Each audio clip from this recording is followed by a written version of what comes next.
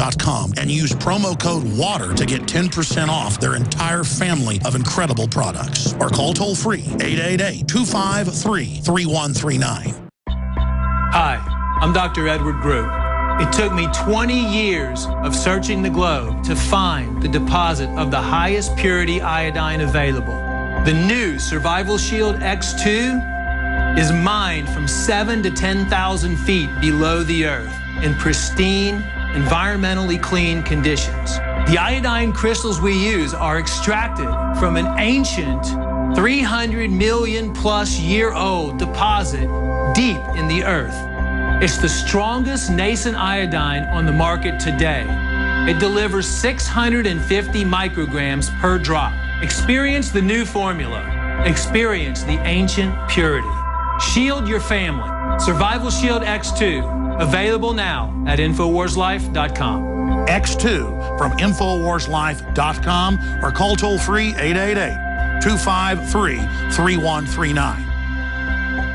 Hi, folks. Alex Jones here with some important information. I want to tell you about Matt Redhawk and his team of patriots over at My Patriot Supply. Several years ago, Matt was sitting in his two-bedroom apartment, frustrated with the direction this country was headed and the charlatans willing to sell us out for a quick buck. Deciding to take action, a company run by patriots for patriots was born. My Patriot Supply has never taken a loan or accepted outside funding. They now operate 2 distribution facilities and employ over 50 hardworking American men and women. It is rare to find companies who practice what they preach. And that's why I stock my pantry with high-quality storable foods from My Patriot Supply. Go to mypatriotsupply.com/Alex today for special offers on emergency food storage or call their preparedness specialist at 866-229-0927. That's 866-229-0927. Do business with someone who shares your values. mypatriotsupply.com/Alex.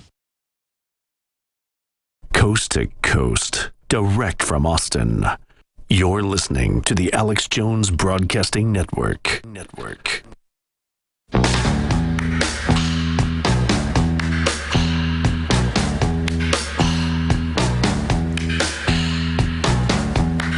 Waging war on corruption. It's Alex Jones. It's the time of the season. You know, I just gave a speech in Dallas. It was a keynote speaker introducing T-Bone Pickens on the fact that only a moral society can be successful. And I know that's an understatement. People understand that. But I'm stating the obvious, but we've lost touch of that. There are a lot of smart people and resources in third world countries, but they just let bureaucracies take over and special interest. And I want to get into what you're saying in a private email to me, and I want to get your full take on this, Dr. Pachinik. Elliot Rodger and the Santa Monica shooting last week that's been collectively blamed on white males and gun owners, even though half the people he purportedly killed he used a knife on. I want to get your take as a military... I'll go over it. Remember, I told you Sandy Hook was a false flag, and that came out to be true. This one's a false flag, too. Well, I want to get into that in a moment, but finishing up with the whole point of Snowden and where this is going. I mean, he seemed extremely confident, I would almost say arrogant in that interview with Brian Williams, like they're trying to rehab him to take him back to the country like Lee Harvey Oswald, who we know was a CIA operative and never joined the Russians. You have to understand, Snowden doesn't mean anything. Snowden's part of the game that the CIA and the intelligence community is playing off of the backdrop of America, Russia, and China. You have to understand, Snowden just represents an institution which really has to take down a much more powerful institution like the National Security Agency, and really wants to garner and create a narrative which is a false narrative. What they want to do, Snowden and his handlers... So it's just like the FBI and CIA always want to make the other the bad guy. Exactly. You're saying it's CIA wanting to get all the blame off it onto the NSA. Well, not only that, they want to say there's good guys and bad guys. The truth of the matter is this is not about bad guys and good guys. This is about people who want to play games with the American public and taxpayers. And all of them want to play games with the taxpayers because all of our military generals go back into SAC or Booz Allen. They get $6 billion from the CIA. James Clapper, you got, the same thing. You have John Brennan, who's never been brought up on charges of illegal activities on 9/11, Benghazi. He was accused in Benghazi, and I said it repeatedly. He's been accused of drone attacks, yet the FBI has never investigated him.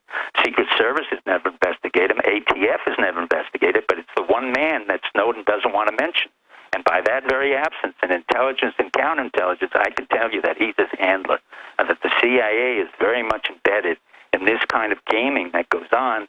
And it's Eisenhower who said they have created a legacy of ashes. And it was Jimmy Carter, whom I served, who got rid of 4,000 operatives. It's time now for America to say it's enough with the CIA, enough with our intelligence community. We're going to cut off fundings in general, and then we're going to bring in people who can really understand what is required. Well, they've tripled the size of the CIA. They're operating domestically, and they've got their minions just running around everywhere. They've had Homeland Security try to recruit every doctor my dad knows to spy on their patients and people. And when they get deeper enough into it, because he managed hundreds of doctors, he just retired, yes. He dug into it and found out it's connected to the CIA. What is the CIA doing, trying to recruit every doctor and dentist? Well, it's a self-aggrandizement. So what happened is over 30 years in working in the State Department and overseeing the CIA and many opportunities, they have really been dysfunctional. And in the Soviet Union, in Thailand, I had to get rid of their station chief. In Paris, I had to get rid of their station chief. In Panama, I had to get rid of their station chief. In Panama, I had to get rid of some of their operatives. And basically what's happening, it's an organization that's so filled, and I not have anything against this religion, basically Irish Catholic individuals. You have Brennan, McTiernan, you have Donlan, you have Doyle, you have Keith Alexander, all of whom follow the catechism of hierarchy.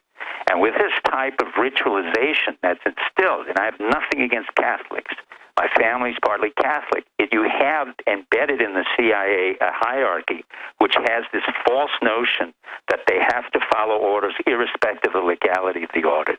John Brennan has to be called forth in front of a committee, just as Colby was in front of a committee of independent prosecutors, and testify about Benghazi, testify about 9/11, testify about the drone attacks, testify about Snowden, testify about who he knew, because the one name that does not come out is the very name that's involved in all of this, including McTiernan, who was acting head of the CIA. What's happening is the aggrandizement and self-aggrandizement of intelligence communities at the expense of the Republic, that is, the expense of the American taxpayer, is out of control, and it's destroying our nation. We do not have more security because it's bigger. We have less security because it's ineffective. And the CIA wants to have the capacity that the NSA had in electronic surveillance, which didn't prove to be better. It just proved to be bigger and more expensive and more deadly to our freedom. Well, it sounds like a recipe for disaster to have 800,000 private contractors and more than 50 companies with access to all the super secret spy hubs. I mean, that just sounds like a way to be infiltrated by not just foreign governments, but every other corporation. That's correct. It sounds like a takedown plan of the country. Well, it's not purposeful. We're not that clever. In other words, whenever you think that anybody's planning to take it down, whether it's the Council on Foreign Relations, anybody, nobody's that clever. What it is greed, self-aggrandizement, and stupidity. And by the way, you've been pretty big in the CFR for a long time, but I know got out of it. I mean, well, it was a waste of my money and time. Because what happened is you have every flotsam and jetsam. It was really like a nursing home for those who weren't able to do anything, and a nursing home for a lot of neocon Jews who did terrible things in 9/11. Richard Haas, Elliot Abrams, you had a whole bunch of them. And Fife, who was still accountable, but they're sitting in the Council on Foreign Relations espousing. They have protection, but I wasn't interested in that.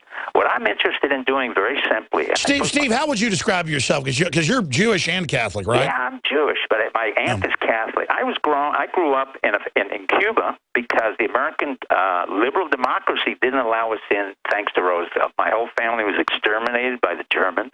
I grew up at the age of 6. I came to the United States, grew up on 108th Street in Amsterdam. One of us went to Booker T. Washington, a black school. It wasn't Obama. It was Someday me. I want to get you on just about all your spy stories that you can talk about and how you helped. The point is, I'm just an American citizen, and I'm willing to work again for this country, put my life on the line again. Say, look. Now, I understand. Let me get you on soon to do a whole discussion about this. We've only got about 3 minutes left. Briefly, what do you think really happened with the bizarre Santa Monica mass shooting? Well, Santa Monica follows the entire protocol of Sandy Hook. It's false flag. It's a liberal community. It's tied into Susan Collins' Hunger Game. You have a directive Hunger Game. There's no such guy as Rogers. You can't have a mentally ill kid kill 7 Why people, the last 3 shootings have Hunger Games connections? What's the point of that? Because of that. Susan Collins was writing that. She was co-opted by the entire system to play out the scenario of anti-gun control when, in fact, she was making money on the very notion of Hobbesian killing and people being atavistic. And she is very, very dangerous in this community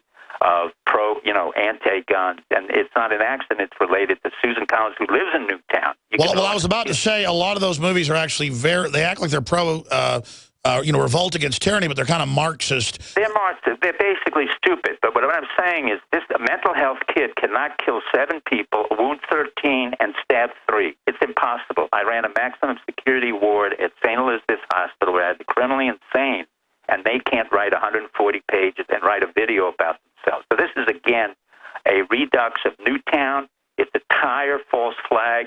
And a Mr. Martinez who talks about craven politicians. It's absurd. I've never used that word, craven. If you look it up, cowardly, nobody talks about that in Greek. So this is, again, a false flag. And you have to go back to Obama. You have to go back to the FBI. You have to go back to Eric Holder. Well, the FBI, even the New York Times admits, out of 100 bombing plots, 99 were staged by the FBI. That article came out a few years ago. Well, they have to be accountable again. You have a new director, and I want to know, where's the ATF, Agency for Alcohol, Tobacco, and Firearms? Where's the FBI? Where's Eric Holder? Where's the subpoenas coming in for false flags?